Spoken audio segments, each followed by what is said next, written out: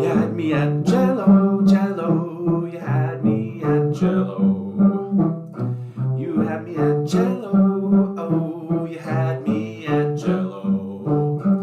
Playing the cello has so many pluses. It never grows old. Give it one listen. Hi, everybody, cellists everywhere. It's 5 o'clock on a Friday, and that means it's time for another installment of Cello Chat.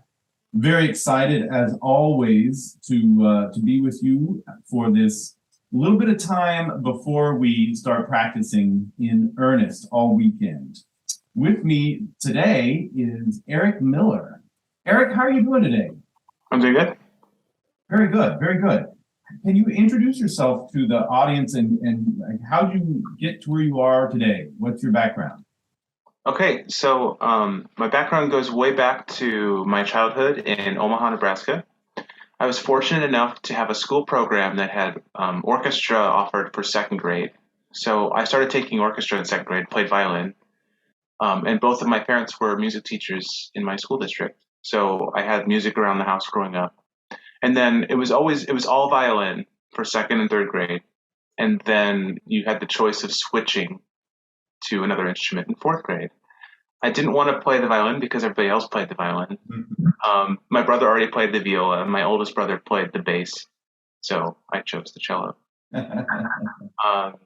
And just participated in school orchestra all the way through, as well as band. I played in the band as well. And the Omaha Youth Orchestras. And I had a great teacher in Omaha, a member of the Omaha Symphony, who I didn't start taking serious lessons until ninth grade with him. His name was Gregory Clinton, great cellist. And I got to see him last year, actually. It was really cool. Started working with him, and he was so detailed and specific. And I realized that, the cello is really difficult, but also really fun to play. And all through that time, I kept playing trumpet. I kind of considered trumpet to be my main instrument at the time in high school. I was a very good high note player, so I could play, kind of the lead jazz stuff. And I ended up getting a scholarship to Northern Illinois University, where I double majored on trumpet and cello. And while I was there, something about the cello drew me in more deeply. I remember the first week of my undergraduate education, my teacher's string quartet there, the Vermeer Quartet, was doing a cycle of Beethoven quartets. And I'd never heard a Beethoven quartet live before. In the first concert, they played Opus 132 in A minor, and I just was blown away by that. And I think from there, I just gravitated towards the cello and loved the tone and the sound of it, but also the intricacy of figuring out the technique and the fingerings and the expression, the complexity of the repertoire. But I always kept that piece in me that was a trumpet player that loved improvisation and big sound that kind of gets up in front of everybody, even though I'm a relatively quiet person. And so I got a music education degree there at Northern Illinois University. And after that, went for my master's at the University of Wisconsin and studied with Parry Karp there on the cello. And all through this time, I had just picked up the viola da gamba. I had started playing it at Northern Illinois. I think my last 2 years, I was playing viola da gamba in a small, they call it a collegium, or a small early music ensemble. And it wasn't very serious. I didn't practice, and I missed a lot of notes, but it was just really fun and relaxing. And then during my master's, I had this feeling of pressure on my practicing. I had to practice my cello pieces. I had to, get better. And then I would sort of cheat and play the viola da gamba instead. And it felt like I shouldn't really be doing this right now. I should really be doing my work. It sort of felt like the way it feels to, watch TV or something when you're not supposed to be. But it was nice to have that balance of this instrument that nobody had any expectations on me. I wasn't studying with anybody.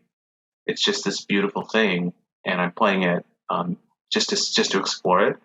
And that sort of really changed my perspective of what practicing was in a big way. And then after my master's degree, I started performing on the viola gamba quite a bit, and then I had to actually, really work hard on it and take lessons from people, and so on. And since that time, I've been doing Suzuki private lessons and also non-Suzuki private cello lessons. I was really inspired by going to Suzuki institutes and getting the training and seeing great teachers, and also seeing great students was very inspiring for me. And I've also taught in public school currently. I'm teaching in a school district in southern Wisconsin, Oregon School District, where I'm going to start a new position teaching kind of a chamber music small group orchestra. What drew you to trumpet in the first place? I wanted to play the French horn, and my mother told me that I couldn't play the French horn because then I wouldn't be able to be in jazz band. So she said I had to play trumpet. And then I wanted to play saxophone, but my brother played saxophone. So I guess it had to be the trumpet. My father played trombone, so it couldn't be trombone. That's funny because there are households in which like a sibling will play another instrument because that sibling plays another instrument. And in your case, you were not going to play that instrument because they yeah. Now, so you say you still enjoy improvising on the trumpet. Do you use your improvisational chops, skills to help cellists improvise as well? Yeah, I use it on the cello. I use it on any instrument I pick up. But also, the skill of improvising is transferable to the skill of memorizing, and vice versa. And that's a really crucial skill because you have to be able to take your mind off of the music and pay attention to what you're doing when you're playing. And then I love to teach improvisation too. It takes kind of a special student that's ready and willing to take that risk because it feels risky. So I haven't had a lot of takers in my specific cello teaching, but I have had students over the years that were really eager to improvise, and I gave them some tools for that. Nice. I bet you were good at oral skills, your training. I think I did pretty well, but I didn't work very hard on it. Okay. So there's like a little guilt in that. I should have practiced it more. The reason you're the first person who has specifically mentioned the idea of a connection there between improvisation and memorization. And I think, in your training class, we're trying very much to help the students, like the synapses to fire upstream and downstream equally well between the written pitch and the oral pitch. And so, like what you're talking about, when there's really no additional friction in between thinking one way or the other, then the idea of memorization and improvisation do map very well onto each other. But I think there are probably some people for whom they're thinking, what? Memorization? But there's nothing yet. If I'm making it up, what am I memorizing? But I totally agree. I think that's a very, very good thought. I like that a lot. And I also want to go back to when you said about when you were in the master's program and supposed to be practicing X or Y and going over to the gamba. I think that's another interesting thing. I think we probably all do that some as well, where the gamba, where there wasn't any particular expectations and you could do whatever you wanted, it was low-hanging fruit. It was like trying to dig a hole where you'd already dug one, before. It's easy going versus whatever repertoire at the time was probably something where you were either breaking new ground or having to solve something that was particularly recalcitrant or and so what if we use that as a segue then to talk about this idea of motivating students? What do you do with your students to try to help them embrace that challenge of practicing and learn to love it, so they just can't wait to get out the instrument and really dig into whatever's on their agenda? Yeah, well, I think that the biggest thing is consistency as a teacher. And there's different teaching contexts. So when I'm teaching private lessons, it's just the fact that if I don't ask a student to play something, in the lesson, even if I know they can do it. I've noticed over the years that they don't practice it. And so on my end, I have to be really on top of what they're doing and following up on things, and also having specific goals. And I'm seeing this with my son, actually. He's playing violin now. He's 8 years old. And, he's doing minuet number 1 in Suzuki Violin Book 1. And you have to use your fourth finger where it's on this E, where it's easy just to play open E. So he's been playing open E for a few weeks. And practicing can be really a struggle for him. But if he knows, okay, my goal today is get that fourth finger down. This is a very simple example, and college students and beyond are going to be working on more complex problems, of course. Then you can accomplish it. It's accomplishable, and then it's done, and you feel like, okay, I did it. In terms of motivating other students, I've taught in orchestra settings where I started to ask students a weekly question or give them even a practicing assignment. Google Classroom, I don't know if you use that at the college level, but Google Classroom opened up this whole new world for my teaching where I can put out a question to every student and get an answer back and see it all in one place. It's really quick, and I don't have papers piling up or anything. But I started to just check in, like, okay, we're working on this piece, and I need you to find a passage that you struggle on, or I would give you one, like this is a passage that everybody's struggling on. And you're going to practice it this week, and I'll ask you a reflective question at the end of the week. How did it go? And no pressure. And sometimes a student would say, I didn't really get to it this week. But sometimes a student would say, wow, practicing really helped. I feel a lot better about it. And I enjoyed playing in my orchestra more this week because I practiced that part and now I can play it. So those are some of the things. I think that you have to kind of take a non-judgmental attitude about practicing with yourself and with students. So you check in on it, but there's no, if you get mad, if you get serious, like, okay, this is really bad, you need to practice. Or if you get hypercritical, that can push a person away from it. And what we want to do is we want to grow a capacity for loving practice, and it has to grow, and it takes a long time to grow. I didn't like practicing. I don't think I practiced in high school, just to be honest, not very much. I did here and there, obviously. And then in college, I practiced a lot because I felt like I had to, because if I don't, I'm not going to be a good player. And now practicing is such a joy as an adult that, because it's like something I'm doing for myself. I just love to do it. I love to play music. And I think that it's possible to go from one to the other for practicing to be a joy. But it does take some time. I like that.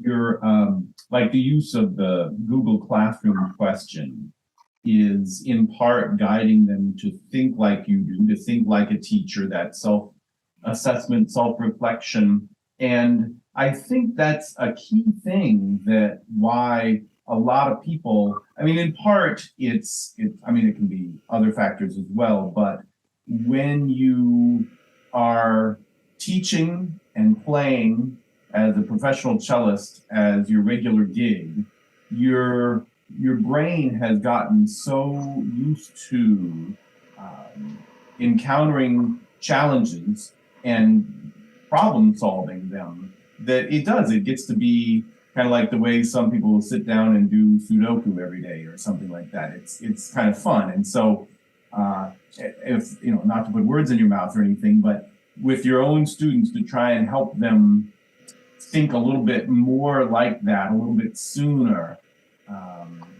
Is that part of the approach?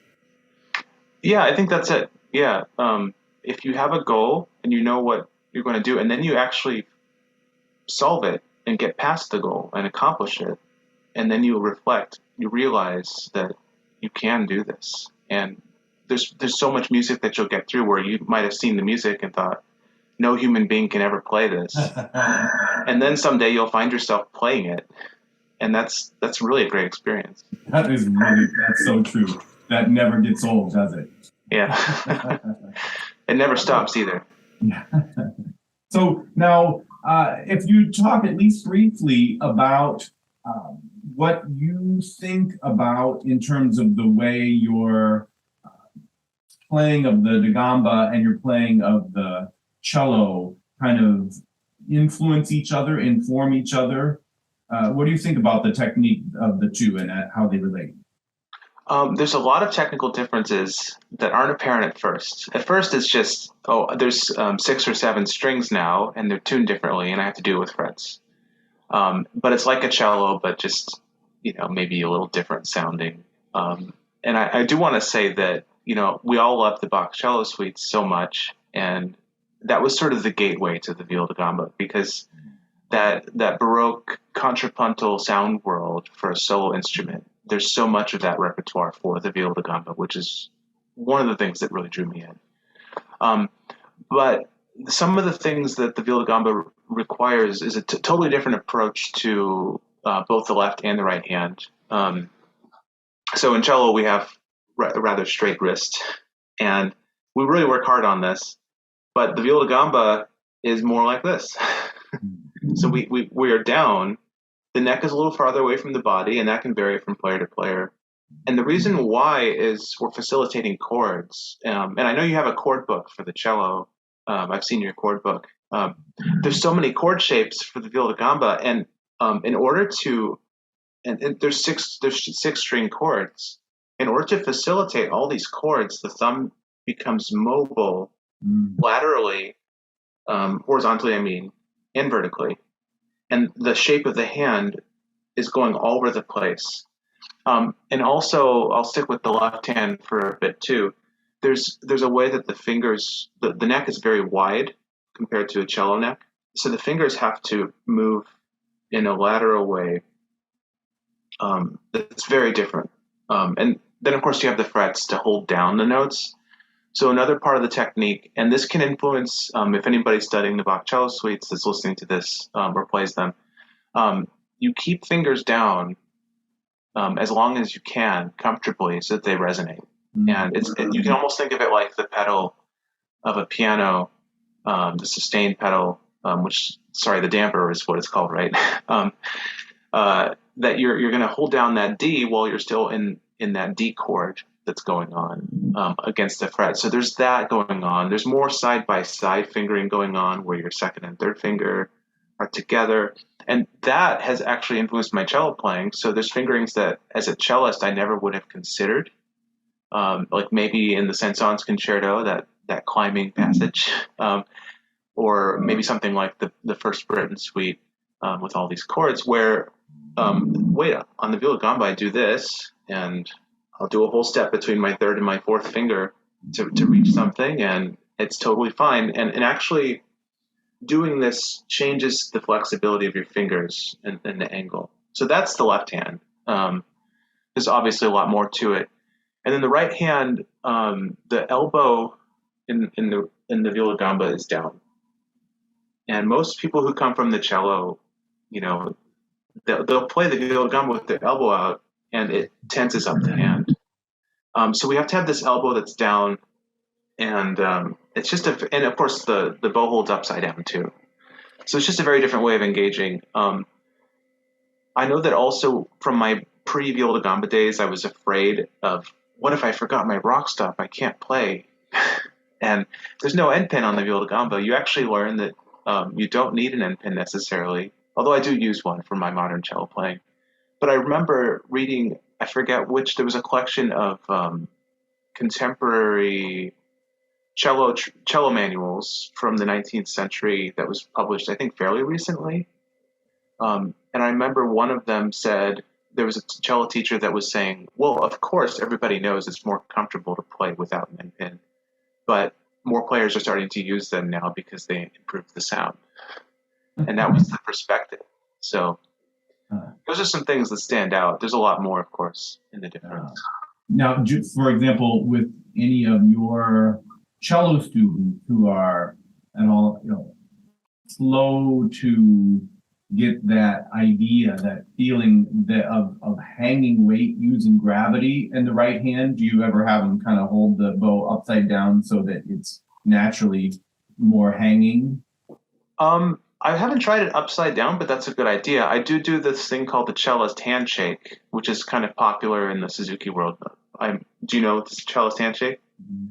Yeah, so I have them hanging on it with their arm and do this floppy thing. Going upside down, that's a good idea. My son's violin teacher would have him hang on things. I remember that when he was starting. Oh, and then as far as your left-hand comments, I guess one of my biggest pet peeves when I check out instruments that some students deal with in the school systems are when the strings are way high, super high on the cello. Because like what you're describing, if the action on the left hand, if it's not terribly far to get the string down on the cello, then applying these ideas are great. But sometimes when you say, oh, here, let me try on your instrument, and it's just crazy, crazy high. Anyway, I don't know. It's one of the things doesn't seem to plague the gamba world of having strings too high, at least that I haven't seen. Well, if it's an older instrument, builders of violas da gamba have gotten really good in the last, few decades. And there's some older instruments when the builders didn't quite know what they were doing yet that are still circulating, and some of those can be kind of difficult to play. Well, now let's see. A segue next to your website. I recommend everybody check out your website. And one of the things that is there, of course, it takes time and effort to do these, but you have made available not only some recordings of your playing, but also some of the teaching tips that you have. And just wonder, how did that come about that you decided to add those as well? Yeah. So I had a little bit of extra time last spring, and also I decided I'm homeschooling my son. And so I decided, it might be good to offer like a homeschool offering for some students who want to, maybe they're not sure if they want to take lessons yet, but maybe if they tried it in a group setting that was a little less pressure, that was a little cheaper, that would maybe give them a chance to kind of see what it's like and see if they wanted to continue. So I put that out as an offering that I do. And it was great. It was really a lot of fun. And I thought, well, there's these things that I'm teaching, and I've always had this in the back of my mind when I'm sitting there in teaching lessons, like this concept would make a great video. But I never had time to do it. And so I decided, well, okay, I'm going to make some videos because I have a little bit of extra time. I got a new camera that I love cameras, so I get to put my vintage manual camera lenses on it, and so I'm using that out. And so I started with some videos that would directly help those beginners in the group class with some of those ideas. For example, the bow hold and the posture. And I have a lot more ideas. And I also want to just play the repertoire, like the Suzuki cello repertoire that my students work on. So they have a video to watch and see. So that's kind of how that started. Excellent. Well, and I want to definitely give you a big shout out too for that opportunity for an orchestra that you direct for people who either don't have strings in their school program or people who homeschool. There's the number of people homeschooled around the country has really increased quite a bit. And I don't know, did you have formal training as a conductor as well, or how did you come up with that idea? Well, that's I'm viewing that homeschool group as more of a class, and I'm not really conducting. I'm playing the violin with them or cello. Right. It's beginners. But I have done some conducting as a high school orchestra teacher, and I took conducting classes, although I've been studying up on some books, because it's really, that's a whole nother art form in itself, is good conducting. Yeah. Being clear. And I think a lot of people make their own way, but if you do look at some of these books where somebody really knows what they're doing and has taught a lot of conductors, you realize, oh, I was doing this with my beat 4, and nobody would know where my beat 4 is. Or there's like exercises of keeping in the plane and all this stuff. So there's a technique there that's just like the cello is really interesting. Yeah, very cool. Now let's see. So would you talk also just a little bit about you have your solo CD of the gamba playing, and then you have several with Katie Burns. How did you, I mean, it's not necessarily automatic as a cellist that you connect with a indie singer. How did those come about as well? Sure. So the Viola Gamba CD was I wanted to do it just to like see if I could, as a challenge to myself, can I get these pieces as close to perfect as I can? And so that's what I did. I recorded a suite by Dimashi, a great viola gamba composer. He actually published the first set of solo viola gamba pieces, the first published set in 1685. Then there's a sonata by Johannes Schenk, which is just beautiful. And those are all on Spotify and stuff if you want to check them out. Because I know a lot of people aren't listening to CDs these days. My work with Katie Burns, I really enjoy meeting new people and playing with whoever, if somebody said, you have to have either good music, good people, or a lot of money to play a gig, and you need to have two of those three things. But I love to meet new people. I love to play in interesting places, and I'm pretty open-minded about who I'll play with. And I was doing this gig that was in a small town in Mineral Point, Wisconsin, and I met this other person who was like sort of one of the singers on this gig, and that was Katie Burns. And later on, she said, "Would you just come and play on my album?" And I think this was when I had started doing that kind of thing. I'd done a little bit of this kind of thing with other songwriters. Often songwriters are great guitar players, great singers, but they don't necessarily read music, and they don't necessarily know what chords they're playing, besides just like, okay, this is the G chord that has that funny note in it. Mm-hmm. But sometimes that way of thinking is so intuitive that so many beautiful things can come out of it. And I definitely feel that way with Katie's music. And so, but what the result of that is somebody will ask you to come and play with them, either on an album, and there's a lot of people that have done that over the years. And I don't even know what happened to them or their albums, but I just came and played in the studio. But they don't really know what they want you to play. They just know that cello is really beautiful, and they want to have beautiful cello on their album. So I love to come in and be the beautiful cello guy. So that's how it started with Katie. But we just kind of kept working together and playing different gigs, and she just ended up making a lot of albums. And I liked it because it exercised the improvisation part of my brain, and it also was a doorway into amplified and electronic playing, which I've gone on with since then too. Very nice.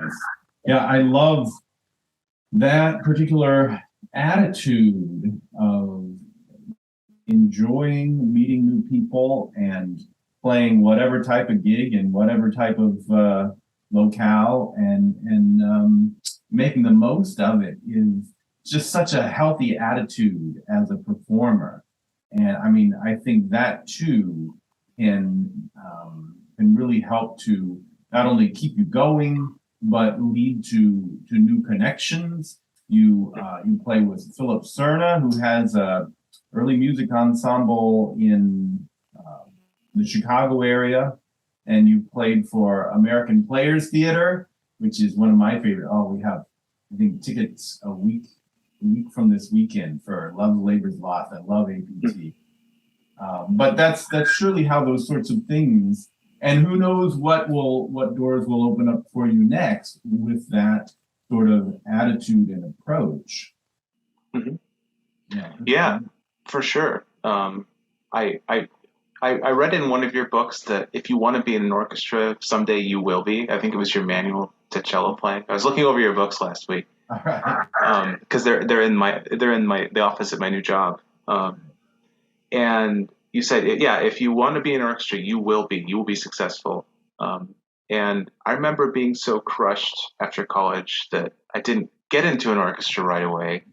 But I got all these little gigs, and then I started to meet these people through these gigs, and somehow I'm still playing the cello, and new gigs come in, and I get to play with great players. Yeah. And I thought, when I was 23 or whatever, I thought my life was over, and it's not the case at all.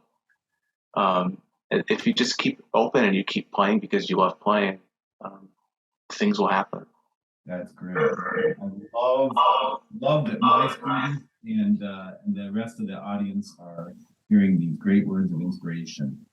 Well, in closing, Eric, things coming down the pike this fall. What are some of the upcoming projects or performances?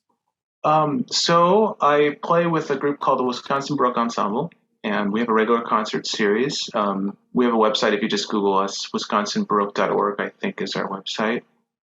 I'm playing a concert with a wonderful violinist, Kangwon Kim, here in Madison, Baroque violinist, with a great cellist and gambist, Tulio Rondon.